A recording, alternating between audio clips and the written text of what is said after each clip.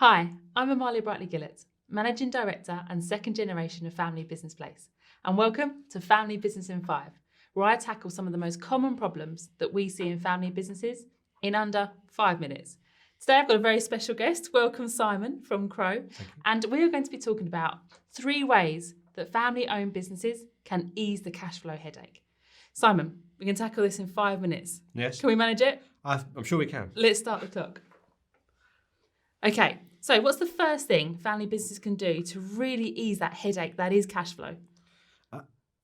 I would say that the first thing they can do is to be unembarrassed about asking for the money that they are owed. When I see accounts of businesses in trouble, it's nearly always because when you look at their balance sheet, all their value is sitting not in the bank account, but somewhere in debtors. And what that means to me is that they've just not been hard enough with people that owe them money and haven't been insistent enough in the way of a small plumber or someone like that who absolutely wants his money when he comes. So being a little bit firm with customers, being a little bit confident about the value that you bring, and asking for the cash that you're owed. And you're absolutely right. I don't know what the reluctance is, but you're right. When you call out an emergency plumber, he won't leave your drive before he's paid. Indeed, as we all know.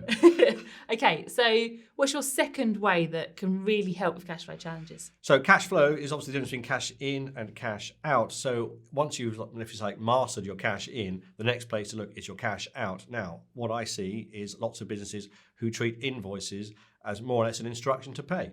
And they're not an instruction to pay, they're a request for payment, and typically they come with terms of trade. So it's perfectly legitimate and normal and good business practice to take the credit that you're owed. So I would say look to your terms of trade, look to the way that you're paying your suppliers. You don't necessarily have to pay the minute the envelope is opened, but be a bit smart about it. See if you can take 30 days, 60 days, perhaps even ask for a bit more. Or conversely, if you've got cash in the bank and you can take a discount on prompt payment, then look to use your cash wisely. Brilliant. That's a really nice perspective. I don't think many people think about invoices like that as a request for payment. You get an invoice, you think, oh goodness, I need to pay that in 14 days or 30 days, and that's it really. But to be able to negotiate that's a brilliant idea.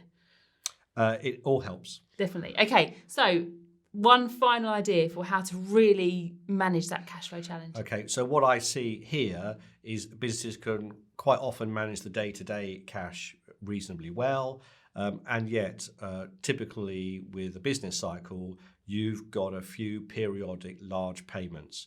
So you obviously all knew about wages at the end of the month, but I'm thinking about VAT, which is typically on a quarterly cycle, and or corporation tax or some other tax payment, which can be on a twice a year cycle or a once a year cycle.